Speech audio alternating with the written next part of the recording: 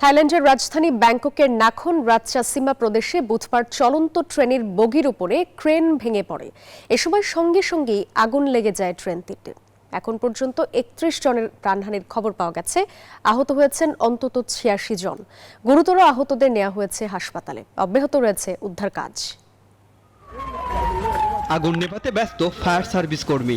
ধ্বংসস্তূপ থেকে মৃতদেহ সরানোর কাজ করছেন উদ্ধার কর্মীরা। আহতদের মধ্যে ৮ জনের অবস্থা আশঙ্কাজনক, যেখানে রয়েছে ১ বছর বয়সী এক শিশু। নিখোঁজদের সন্ধানে দুর্ঘটনাস্থলে ভিড় জমাচ্ছেন স্বজনেরা। ট্রেনটি ট্রেনের উপর পড়লে ৩টি বগিতেই লেগে যায় আগুন। এ সময় শেষ দুটি বগিতে ঘটে হতাহতের ঘটনা। আগুনের তীব্রতা বেশি থাকায় উদ্ধার কাজে বেগ পেতে হয় উদ্ধার কর্মীদের। ট্রেনটিতে ১৯৫ জন যাত্রী এবং কর্মী ছিলেন, যেখানে বেশিরভাগ যাত্রী ছিলেন শিক্ষার্থী এবং শ্রমিক।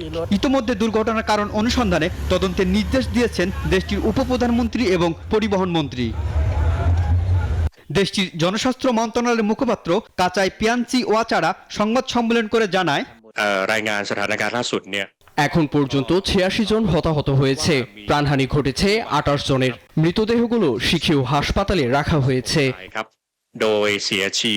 এমন দুর্ঘটনা থাইল্যান্ডে নতুন কিছু নয়। নিম্নমানের সরঞ্জাম এবং তদারকির অভাবে ২০২২ ও ২৩ সালেও দেশটিতে এমন দুর্ঘটনা ঘটে। রনি আহমেদ, নিউজ 24।